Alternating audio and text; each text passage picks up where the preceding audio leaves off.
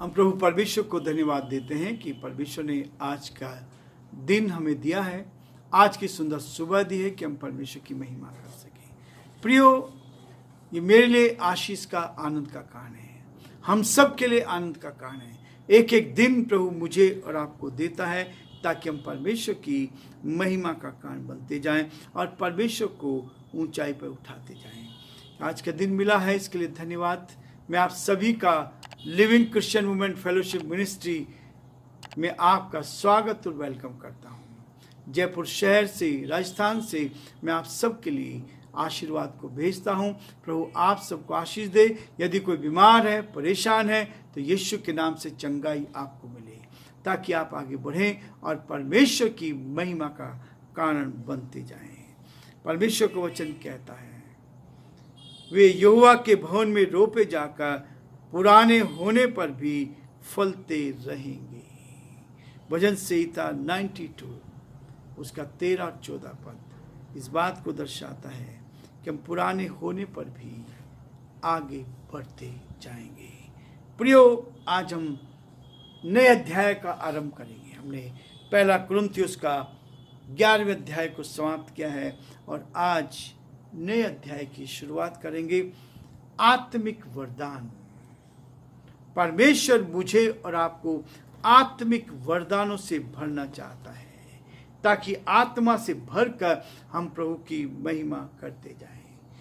हे भाइयों, मैं नहीं चाहता कि तुम आत्मिक वरदानों के विषय में अनजान रहो। तुम जानते हो कि जब तुम अन्य जाति थे तो गूंगी मूर्तियों के पीछे चलाए जाते थे, वैसे चलते थे। इसलिए मैं तुम्हें चेतावनी देता हूं, जो कोई परमेश्वर की आत्मा की अगुवाई में से बोलता है, वह नहीं कहता कि यीशु श्रापित है, और ना कोई पवित्र आत्मा के बिना कह सकता है कि यीशु प्रभु है। परमेश्वर अपने इस वचन के पढ़े और सुने जाने पर आशीष दे। हम प्रार्थना करेंगे। जीवते और सच्चे विश्वास के योग्य परमेश्वर, हमारा हृदय आपके प्रति धन्यवाद से भरा आज की सुबह के लिए, आज के इस दिन के लिए जो दिन आपने दिया। हम आपकी तारीफ करते हैं, हम आपकी प्रशंसा करते हैं, हम आपके नाम को सराहते हैं। प्रभु जी, ये दिन आपके ओर से बड़े अनुग्रह के द्वारा हमें मिला है। हम प्रार्थना करते हैं प्रभु, आपका हाथ हम सब पर बना रहे। हमारे सारे श्रोताओं के लिए, सारे भाई बहनों के लिए हम प्रार्थना करते हैं, हर एक को उत्तम आशीष से भरपूर कर हर जन आप में आगे बढ़ता जाए और आपकी महिमा कारण बन सके, और जो आपकी योजना है उसको हम पूरा कर सकें। बड़े आदर के साथ, दीनता, नम्रता के साथ हम सभी को आपके हाथ में सौंपते हैं। सब भाई बहनों पर आपके अनुग्रह की दृष्टि चाहते हैं और यही प्रार्थना करते हैं पिता परमेश्वर, आपका हाथ साथ बना रहे। हम प्रार्थना करते हैं हमारे प्रदेश के लिए, प्रदेश के मुख्यमंत्री अशोक गहलोत जी के लिए, आप उनको संभाले, आपका हाथ उनके साथ बना रहे। और पिता परमेश्वर, जो योजना है उन्होंने प्रदेश वासियों के लिए बनाई है, वो योजना लोगों तक, जन जन तक पहुंच सके, लोग इन योजनाओं को देख पाए और पिता परमेश्वर इनका लाभ उठा सके और प्रभु आपकी महिमा का बन सके। हम धन्यवाद देते हैं, आपकी स्तुति करते हैं। हर क्षेत्र में ये योजना जो बनाई गई है बहुतों के लिए आशीष का कारण बन सके। हम यही प्रार्थना करते हैं प्रभु, हमारे देश के लिए, देश के प्रधानमंत्री के लिए, राष्ट्रपति के लिए आपका सुरक्षा का हाथ चाहते हैं, आपकी निकटता चाहते हैं। प्रभु आप उनको भी सुरक्षित रखें। बड़े आदर के साथ हम सभी को आपके हाथ में सौंपते हुए इस विनती को अपने प्रभु, अपने धार करता यीशु मसीह के नाम से मांगते हैं, आमीन।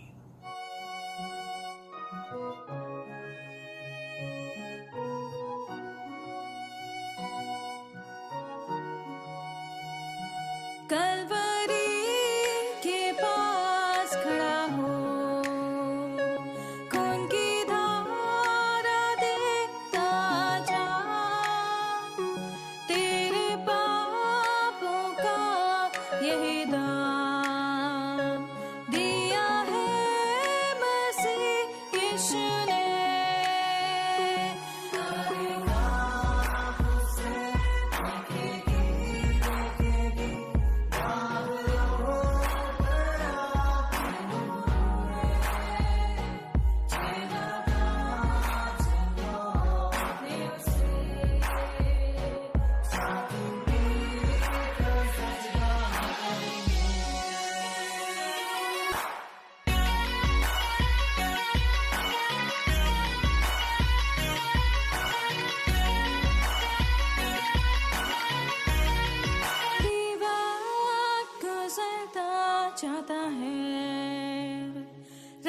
रात अंधेरी आती है, तौबा कर दरवाजा होगा बंद, कुछ ना होगा फिर पछताने से।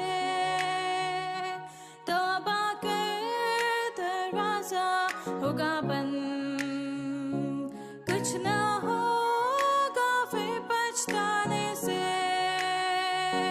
अरे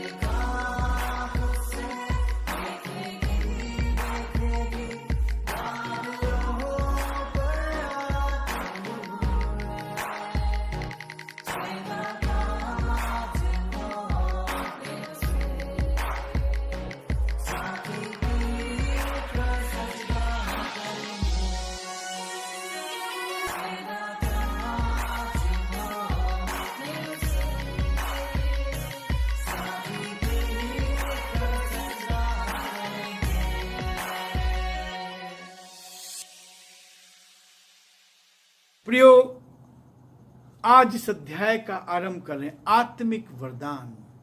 संसार में बहुत सारे वरदान हैं, लेकिन आत्मिक वरदान प्राप्त करने के लिए हम क्या करें? आत्मिक वरदान को प्राप्त करने के लिए प्रभु का दास मुझे और आपको इस बात के लिए प्रेरित करता है ताकि हम और अधिक इस संसार में आनंदित रहें। और जब इस संसार के बाद छोड़कर जाएंगे संसार को, तब भी हमारा जीवन आनंदित बना रहे। और ये आनंदित जीवन ही है जो मुझे और आपको आगे बढ़ाता है। वे यहोवा के भवन में रोपे जाकर पुराने होने पर भी फलते रहेंगे। हमारे जीवन के लिए प्रभु कहता है कि हम निरंतर आगे बढ़ते जाएं, निरंतर आगे बढ़ते जाएं और परमेश्वर की महिमा कर सकें। मैं बुरा नहीं मानूंगा जब मेरे बाल सफ़ेद होंगे। मैं बुरा नहीं मानूंगा जब मेरे बाल सफ़ेद होंगे, या धीमे कदम सीढ़ियों पर लड़खड़ाएंगे। इसलिए प्रियो, परमेश्वर का वचन कहता है, जब जवान मित्र उतावली से आगे निकल जाएंगे, या जब अजीबो गरीब आकृति हमारे सामने आएंगी, तब हम निराश नहीं होंगे। हम परमेश्वर को धन्यवाद करेंगे, क्योंकि परमेश्वर का वचन कहता है कि हम आत्मिक वरदान से भरते चले जाएं। और आत्मिक वरदान, आत्मिक जीवन कभी बूढ़ा नहीं होता है। आत्मा कभी मरती नहीं है, आत्मा कभी बुरी नहीं होती है। लेकिन ये शरीर है, शरीर कमजोर हो जाता है। लेकिन वो कहता है, हे भाइयों, मैं नहीं चाहता कि तुम आत्मिक वरदानों के विषय में अनजान रहो। आत्मिक वरदान, ये शरीर में बहुत सारे टैलेंट हैं, बहुत सारी ट्रेनिंग हम करते हैं, नर्सिंग ट्रेनिंग करते हैं, डॉक्टर ट्रेनिंग करते हैं, बहुत सी ट्रेनिंग हम करते हैं और उनमें हम आगे बढ़ते हैं और संसार में रहकर पैसा कमाते हैं, अच्छी नौकरी करते हैं, IAS RS बनते हैं, गवर्नमेंट की नौकरी हम प्राप्त करते हैं और हमें उससे तनख्वाह मिलती है। लेकिन प्रियो, परमेश्वर का वचन कहता है, आत्मिक वरदानों के विषय में अनजान रहो, कि तुम ऐसा ना हो कि मैं नहीं चाहता कि तुम आत्मिक वरदानों के विषय में अनजान रहो। और इस बात को कहता है, चेतावनी देता है। इसलिए मैं तुम्हें चेतावनी देता हूं कि जो कोई परमेश्वर की आत्मा की अगुवाई से बोलता है, वह नहीं कहता कि यीशु श्रापित है। केवल वही बोलते हैं जो आत्मिक व्यक्ति नहीं है। यीशु श्रापित नहीं है। यीशु संसार में परमेश्वर की महिमा के लिए आया, लोगों की भलाई के लिए आया, लोगों की देखभाल करने के लिए आया, लोगों के साथ रहने के लिए आया। और आज भी वो लोगों के साथ में रहता है, हमारे दिलों में रहता है। जिन्होंने आत्मिक वरदान को प्राप्त किया, जिन्होंने अपनी आत्मा को धो लिया, जिन्होंने अपनी आत्मा को शुद्ध कर लिया, वो उनके साथ निवास करता है। और इसलिए वो कभी नहीं कह सकते, परमेश्वर की आत्मा की अगुवाई से बोलता है, वो नहीं कहता कि यीशु श्रापित है। यीशु ने संसार में आकर लोगों को जीना सिखा दिया, बुराई से बचाना सिखा दिया, संसार में गलत कामों से अलग हटने के लिए बचा दिया, ताकि हम संसार में परमेश्वर की महिमा करें। वो क्या कहता है, और ना कोई पवित्र आत्मा के बिना कह सकता है कि यीशु प्रभु है?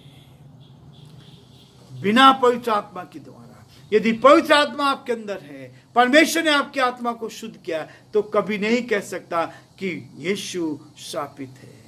लेकिन यदि पवित्र आत्मा के बिना कह सकता है कि यीशु प्रभु है। यदि पवित्र आत्मा हमारे अंदर है, शुद्ध आत्मा हमारे अंदर है, तो हम इस बात को कह सकते हैं कि यीशु ही प्रभु है। प्रियो, ये वचन है जो हमें इस बात के लिए उभारता है। परमेश्वर की आत्मा हमारे अंदर है तो हम प्रभु की आराधना कर सकते हैं। आज हम ये रुकेंगे। इस पूरे सप्ताह के लिए परमेश्वर को धन्यवाद देंगे कि परमेश्वर ने हम सबको संभाला, हमारी मदद की है। मैं आप सब के लिए भी यही प्रार्थना करता हूँ कि प्रभु आपको और आपके परिवार को बहुत बड़ी आशीष